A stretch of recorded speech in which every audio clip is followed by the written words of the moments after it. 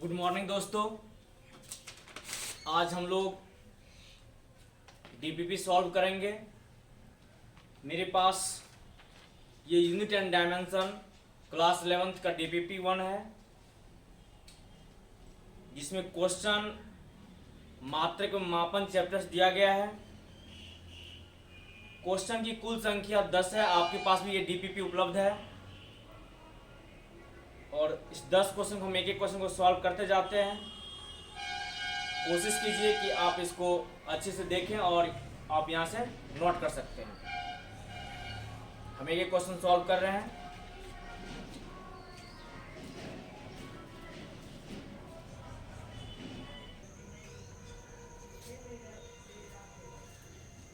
देखिए, पहला क्वेश्चन का ये सॉल्यूशन है। क्वेश्चन में लिखा हुआ है कि द्रव की एक छोटी बूंद को हिलाने पर पृष्ठ तनाव के कारण यह बूंद दोलन करती है। किसी कारण करती है? दोलन करती है पृष्ठ तनाव के कारण। यदि इन दोलनों का आवर्तकाल t, आवर्तकाल लिख दिए t बराबर आवर्तकाल, उस बूंद के द्रव के घनत्व d, घनत्व को क्या लिख दिए d, और बूंद की त्रिज्या लिख दिए r, r बराबर त्रिज्या है, तथा पृष्ठ तनाव किस पर निर्भर कर रहा है? s पर निर्भर कर रहा है। s क्या है? पृष्ठ तनाव है। तो यहाँ तीन बात स्पष्ट कर दिया है कि t आवर्तकाल है, d बूंद का घनत्व है और r त्रिज्या है, s क्या है? पृष्ठ तनाव। कह रहा है कि तो बीमा की सहायता से आवर्तकाल t का इन राशियों में संबंध ज्ञात है। मतलब t का वैल्यू करा निकालने के लिए हम लोग क्या किए? t बराबर t समानुपाती d पर power x, r power y, s power z लिख लिए, क्योंकि t का इस तीनों के साथ क्या निकालना है? रिलेशन निकालना है। इसलिए हमने ऐसा लिखे x power y power z। समानुपाती चिन्ह हटा, एक नियतांक लाए k, d power x, y power y, s power z। चाहे तो आप लिख सकते हैं जहां k कांस्टेंट है। क्या है? कांस्टेंट। दोनों तरफ बीमा रखने पर यहाँ बीमा रख सकते हैं m power 0, l power 0 t। सिर्फ आवर्तकाल है ना, आवर्तकाल की सिर्फ बीमा होगी, बाकी इसके बीमा 0, इसकी बीमा 0। तो इसके ऊपर पावर 0 रख दिए तो इसका वैल्यू कितना हो जाएगा? 1 गुना t, रिजल्ट कितना आएगा? t। k रख दिए घनत्व, घनत्व का बीमा होता है ml minus q, power x लगा दिए, x था पावर, त्रिज्या l होता है, l पावर क्या रख दिए? y, और पृष्ठ तनाव का डायमेंशन होता है mt पावर माइनस 2, पावर कितना कर दिए? z कर दिए। इसको जैसा टर्म था उस तरह लिख दिए। इसको पावर के ऊपर अगर पावर होता तो गुना करते हैं। पावर एक m पावर कितना ऊपर है? एक गुना x, m power x, l power minus 3 गुना x minus 3x, l power y, m power फिर से z, माइनस 2 गुना z माइनस 2z। आधार एक रहने के बाद गुना में पावर को जोड़ते हैं। m भी यहाँ है, यहाँ भी m है, दोनों का आधार सेम है तो गुना में क्या है? पावर जुड़ जाएगा, x प्लस क्या हो जाएगा? z। l यहाँ है, l यहाँ है, माइनस 3 और y है, माइनस 3x प्लस y को जोड़ दिया l के साथ, t पावर माइनस 2z। अब बीमाओं का तुलना करने पर दोनों ओर तुलना करेंगे बीमा का समघातता के सिद्धांत से। किससे करेंगे? समानता के सिद्धांत से। किससे करेंगे? समानता के सिद्धांत से। जब करेंगे तो यहाँ m पावर 0 है, m पावर कितना? x प्लस z, दोनों का आधार समान है, पावर बराबर हो जाएगा, x प्लस z बराबर 0, x पर कितना आएगा? माइनस z, इधर आ जाएगा, चिन्ह हो जाएगा माइनस का। इसी प्रकार l पर पावर 0 है तो l पावर कितना? माइनस 3x प्लस y, यहाँ से 0 पर माइनस 3x प्लस y हो जाएगा, 3x इधर माइनस इधर क्या हो जाएगा? प्लस, y पर कितना है वैल्यू? 3x। t पर पावर 1 है, ये रहा अपना t पर पावर नहीं, कितना है? 1 है, 1 पावर बराबर क्या लिखेंगे? Minus 2z। तो माइनस 1 बराबर कितना है? माइनस 2z, z बराबर माइनस 1/2। x का वैल्यू कितना आ जाएगा? माइनस, ये पहले से है, z का वैल्यू कितना लिखे हैं? z का वैल्यू यहाँ निकाले हुए हैं हम लोग,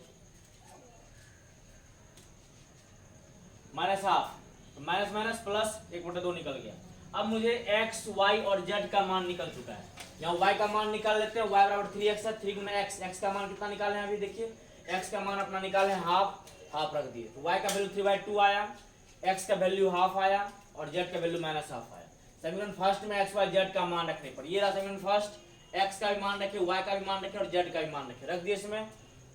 k d पर पावर x का मान है हाफ, r पर y का मान है 3/2 और s का मान है माइनस हाफ, z है तो z का वैल्यू आया है माइनस हाफ हो गया।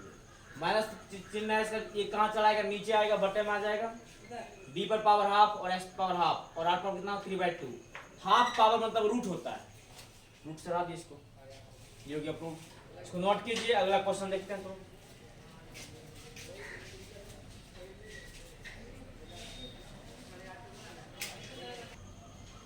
देखिए अगला क्वेश्चन क्या है हम लोग के पास अगला क्वेश्चन है। आपको टाइम बचाने के ऐसा कर रहे हैं कि जल्दी जल्दी हो जाए, कंप्लीट हो जाए अपना।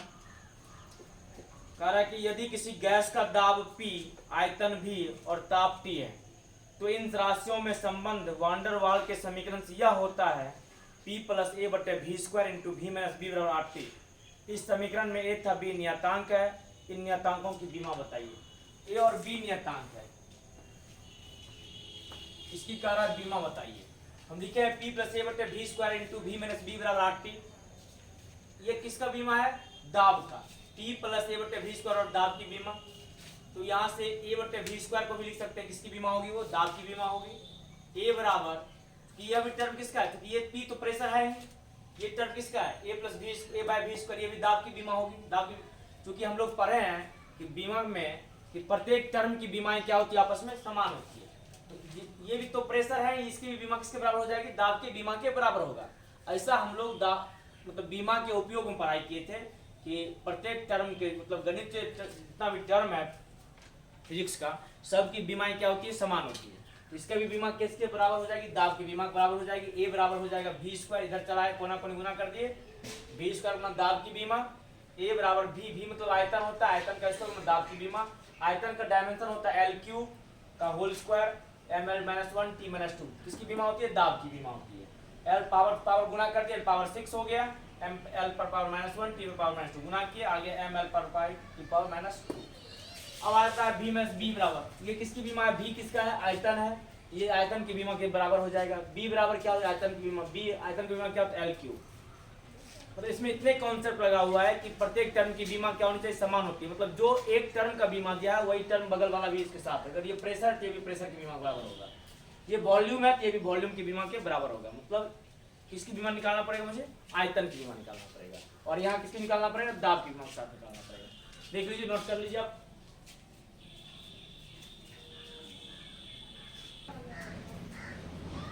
नेक्स्ट क्वेश्चन देखिए, क्वेश्चन नंबर 3 है। इसमें कह रहा है यदि बल F क्या हो? बल हो, V क्या हो? वेग हो, और समय क्या हो? T हो। तो दिया हुआ है बल बराबर F, वेग बराबर V और समय बराबर T दिया हुआ है। तो मूल मात्रक मान लिया जाए तो द्रव्यमान की बीमा होगी। तब यहाँ भी द्रव्यमान की बीमा निकालने का कॉन्सेप्ट सेम है मेरे पास। द्रव्यमान को निकालेंगे, तीनों साथ रिलेशन बना देंगे। कैसे? समानुपाती में। मतलब जिसका वैल्यू निकालना उसको समानुपाती की चिन्ह लगा के सब रिलेशन को एक साथ लिख देते हैं और उसके ऊपर पावर लगा देते हैं। यहाँ हमने पावर क्या लगाया? ए, बी और सी लगाया। समानुपाती हटाया, बराबर के लिखा। के क्या है? नियतांक लिख सकते हैं, जहां के कांस्टेंट है और F पर पावर ए, V पर पावर B, T पर पावर C फर्स्ट मान ली इक्वेशन। अब दोनों तरफ किस क्या रखेंगे? बीमा, क्योंकि डायमेंशन से निकालना है, वैल्यू निकालना है। M का बीमा तो M ही होगा, साथ में L और T लिख दिए। क्यों लिखे? क्योंकि इधर L और T का यूज है। हम पावर कितना रख दिए? 0। अगर पावर 0 रख के लिखेंगे तो कोई फर्क पड़ने वाला नहीं। M L power 0, T power 0। K का डायमेंशन नियतांक का बीमा होता नहीं है। बल का डायमेंशन लिखे M L T power minus 2a। V क्या है था? V होता है अपना वेग का L T माइनस 1 पावर क्या है? B और T पर पावर क्या है? C। T पर पावर क्या है? C है।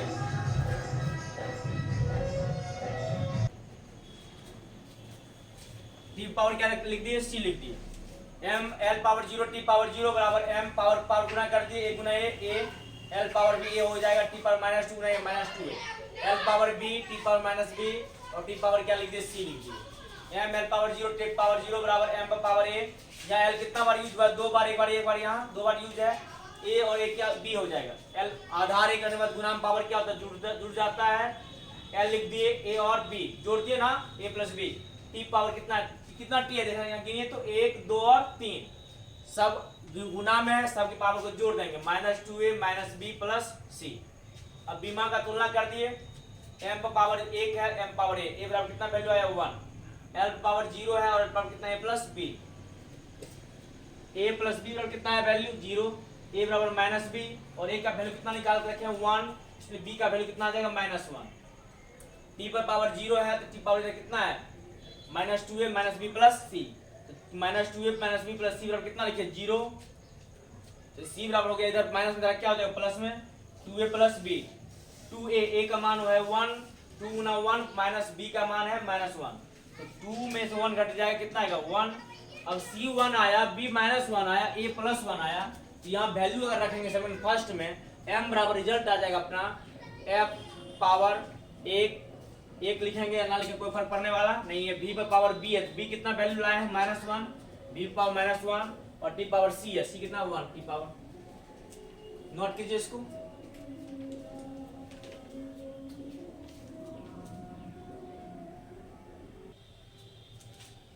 क्वेश्चन नंबर 4 देखिए।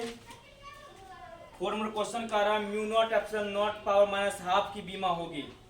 ऑप्शन दिया हुआ है, सॉरी 3 नंबर हो चुका है। 4 नंबर क्वेश्चन। हम जानते हैं निर्वात में प्रकाश का वेग होता है c का वैल्यू होता है 1/√epsilon naught mu naught. Under root mu naught epsilon naught का मतलब कितना होता है पावर हाफ, रूट मतलब पावर हाफ।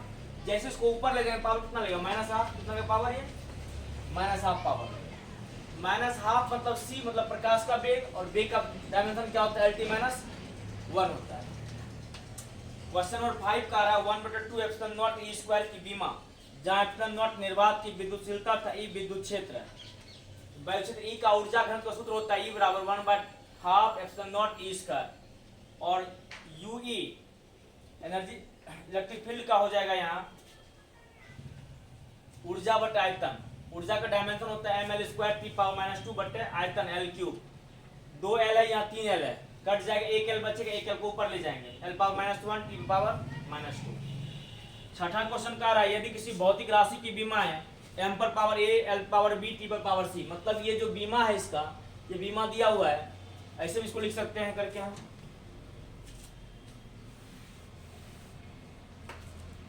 ये भौतिक राशि दाब है m पर पावर a L पर पावर b t पर पावर c का वैल्यू निकाले हैं। दाब बराबर होता है बल बटा क्षेत्रफल। बल का डायमेंशन ml t पावर -2, क्षेत्रफल होता है L²। 1 L से 1 L कट जाएगा, L ऊपर चल जाएगा, माइनस पावर लेगा वो ml -1 t -2। और इसका बीमा दिया हुआ है, यहाँ क्वेश्चन लिखा हुआ है m पर पावर a L पर पावर b t पर पावर c बराबर m पर पावर L पर पावर m L पर पावर -1 t पर पावर -2। a के पावर 1 b पर पावर -1 c बराबर -2।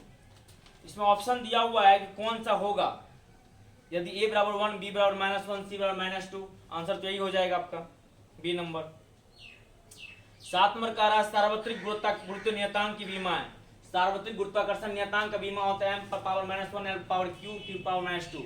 आपके कॉपी में ये क्वेश्चन कलेक्शन किया गया है, आपको जहां बीमा लिखाया गया वहां देख लीजिए, यहाँ मिल जाएगा वो स्टीफन नियतांक m t power -3 theta power -4। ये क्वेश्चन भी आपको आपके कॉपी में मिलेगा, डायमेंशन जहां लिखाया गया है। 2 क्वेश्चन और बच रहा है 9 और 10, इसको पहले नोट कर लीजिए आप।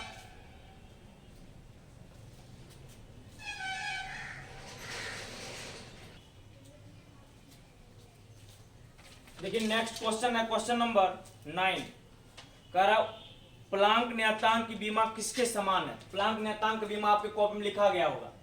प्लांक नियतांक का बीमा होता है ml² t -1। ऊर्जा और आवृत्ति करके निकाले होंगे, आपके कॉपी में नोट किया गया होगा। ऊर्जा का बीमा इसमें होता है ml² t -2, ये तो मैच नहीं किया। संवेग का बीमा होता है ml t -1, ये भी मैच नहीं किया। कोणीय संवेग का बीमा होता है ml² t -2, ये तो मैच कर गया।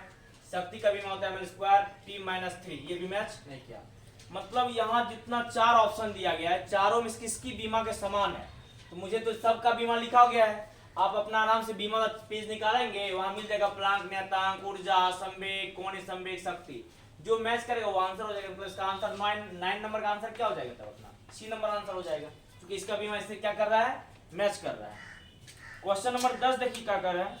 कह रहा उष्मा या ऊर्जा का मात्रक कैलोरी है और ये लगभग 4.2 जूल के बराबर है, जहां 1 जूल बराबर 1 किलोग्राम मीटर स्क्वायर पर सेकंड स्क्वायर दिया गया है। ऐसा मान लीजिए कि हम मात्रकों की एक ऐसी प्रणाली प्रयुक्त करें, ऐसा कह रहा क्वेश्चन में कि मान लेते हैं कि मात्रक की एक ऐसी प्रणाली प्रयुक्त करते हैं जिसमें द्रव्यमान का मात्रक अल्फा किलोग्राम, द्रव्यमान के बारे में क्या लिखेंगे, अल्फा किलोग्राम, लंबाई का मात्रक लिखेंगे बीटा मीटर, मतलब द्रव्यमान को लिखने वाले हैं किसमें, अल्फा केजी में। लंबाई को लिखेंगे बीटा मीटर में, और समय को लिखेंगे गामा सेकेंड में। ऐसा क्वेश्चन का है, आपके पास क्वेश्चन है, देख लीजिए क्वेश्चन सेकेंड में है। तो दिखाइए कि नए मात्रकों के पदों में कैलोरी का परिमाण कितना है। हम जानते हैं ऊर्जा का डायमेंशन लिखते हैं ml²T-2। हम जानते हैं एक पद्धति से दूसरे पद्धति में बदलने के लिए जानते हैं फार्मूला N2 बराबर N1, M1/M2, L1/L2, T1/T2, ABC power रहता है। या M के ऊपर कोई पावर नहीं है तो हमने कोई पावर नहीं लिखा। L1/L2 किया पावर 2 था तो पावर 2 लिख दिया। T1/T2 करते पावर -2 था तो -2 लिख दिया। यहाँ कोई दिक्कत नहीं है। अब कह रहा है कि N2 बराबर N1 का मान इसमें पहले से दिया हुआ है कि यह लगभग 4.2 जूल के बराबर होता है। 4.2 लिख दिया N1 के मान। अब M1 किसमें है, किलोग्राम में, हम भी यहाँ किलोग्राम में लिखे। लेकिन अब इसको नया मात्रक क्या कह रहा है, कह रहा है कि मान लीजिए कि हम मात्रकों की एक ऐसी प्रणाली प्रयुक्त करें जिसमें द्रव्यमान का मात्रक अब किलोग्राम नहीं रहेगा, वो हो जाएगा अल्फा किलोग्राम। क्या हो जाएगा, अल्फा किलोग्राम। अब किलोग्राम को क्या लिख दिया, अल्फा किलोग्राम। लंबाई का मात्रक मीटर नहीं रहेगा, मीटर मतलब हो जाएगा बीटा मीटर। तो इसके बदले क्या लिखते हैं, बीटा मीटर। मतलब जो मात्रक हम बदलते हैं वो कहाँ लिखते हैं, नीचे। कहाँ लिखते हैं, नीचे। ऐसा हम जानते हैं, क्लास में इसके आधार पर 2 क्वेश्चन भी किए थे। 332 मीटर पर सेकेंड को बदलना घंटा में क्वेश्चन किए थे, वही आधार है। समय को कह रहा है सेकेंड में नहीं मापना है, इसमें मापना है गामा सेकेंड में। रख दिए, केजी कट गया, मीटर से मीटर कट गया, सेकेंड कट गया। अब 4.2 तो रहा, ये कहाँ शिफ्ट कर जाएगा, अल्फा को ऊपर ले जाएंगे माइनस पावर होगा, बीटा को ऊपर ले जाएंगे माइनस पावर 2 होगा, और गामा को जैसे ऊपर ले जाएंगे तो पावर क्या है, -2 तो ऑलरेडी है, ऊपर जाके आ जाएगा +2। तो आपको ये कह भी रहा है कि पदों में कैलोरी के परिमाण क्या दिखाना है आपको कि 4.2 alpha power -1, beta power -2, gamma power 2 होता है। यहाँ प्रूफ भी हो गया, इतने होता है। तो आपका डीपीपी समाप्त हो गया, फर्स्ट डीपीपी। आप सभी को इसको नोट कर लें और इसको कॉपी में जरूर लिखिएगा। धन्यवाद।